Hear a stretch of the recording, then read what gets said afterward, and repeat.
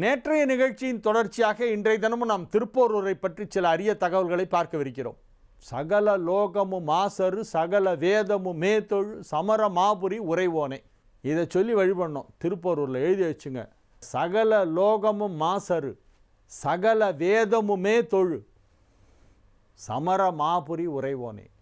இந்த திருப்போரூரில் ஒரு பெரிய சிறப்பு இருக்கிறது. நிறைய சிறப்புகள் இருக்கின்றன. ஒன்றா இரண்டா எடுத்து சொல்லிக்கொண்டே போகலாம். திருப்போரூரின் பெருமைகளை நிறைய சொல்லலாம். ஒரு காலத்திலே சென்னை வாசிகளெல்லாம் பாத யாத்திரையாக திருப்போரூர் சென்று வருவார்கள். நிறைய குடும்பங்களுக்கு திருப்போரூர் தான் இன்றைக்கி குலதெய்வம்.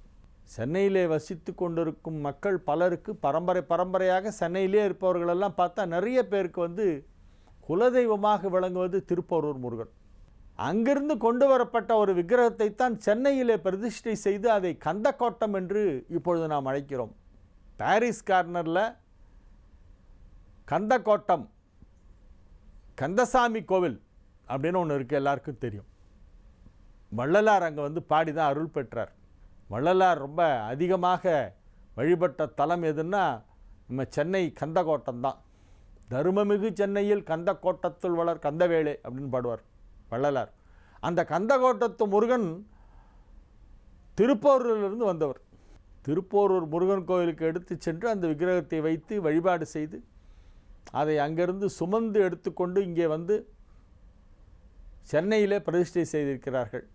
திருப்போரூர் முருகன் கோவிலில் அப்படி என்ன சிறப்பு அப்படின்னா, முருகனுக்கும் சூரபத்மனுக்கும் போர் நடந்த இடங்கள் 3. ஒன்று திருச்செந்தூர். திருச்செந்தூரில் இப்போவும் அந்த சூரசம்ஹாரம் ரொம்ப விசேஷமானது.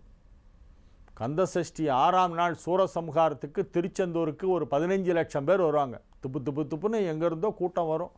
மிகப்பெரிய ஒரு பக்தர்கள் கூட்டம் வருகின்ற திருவிழாக்கள் என்று பார்த்தால் தமிழ்நாட்டிலே திருச்செந்தூர் சூரசம்ஹாரம் ஒன்று. சூரனை சம்ஹாரம் செய்த இடம் திருச்செந்தூர்.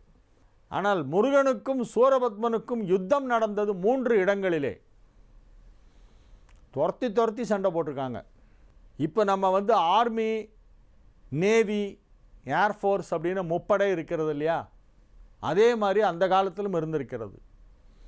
தரைப்படை, ஆகாயப்படை, நீர்வழிப்போர் செய்யும் நேவி, இந்த மாதிரி 3 அந்த காலத்திலே இருந்திருக்கிறது. அதெல்லாம் அருணகிரிநாதர் சொல்லி தான் தெரியும், எனக்கு தெரியாது. தரைவழி போர் நடைபெற்ற இடம் திருப்பரங்குன்றம்.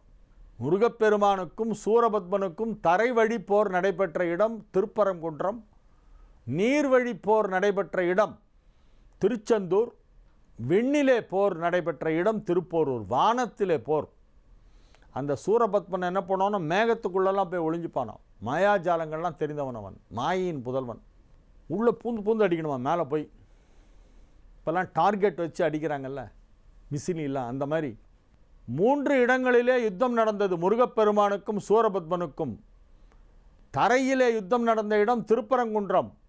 தண்ணீரிலே யுத்தம் நடந்த இடம் திருச்செந்தூர். ஆகாசத்திலே யுத்தம் நடந்த இடம்தான் திருப்போரூர். நம்ம சென்னைக்கும் மகாபலிபுரத்துக்கும் நடுவில் இருக்கிற திருப்போரூர் அவ்வளோ முக்கியமான ஸ்தலம். மண்ணை அளந்து விடலாம், தண்ணீரை கூட அளந்து விடலாம், விண்ணை அளக்க முடியுமா? அதை போலத்தான் திருப்போரூர் முருகனின் அருள் எப்பேற்பட்டது என்பதை யாராலும் அளந்துவிட முடியாது. விண்ணை எப்படி அளக்க முடியாதோ அதை போல திருப்போரூர் முருகனின் பெருமைகளை, புகழை, அவனது அருளை, அவனது கருணையை அவ்வளவு சுலபமாக யாரும் வார்த்தைகளால் விவரித்து விட முடியாது.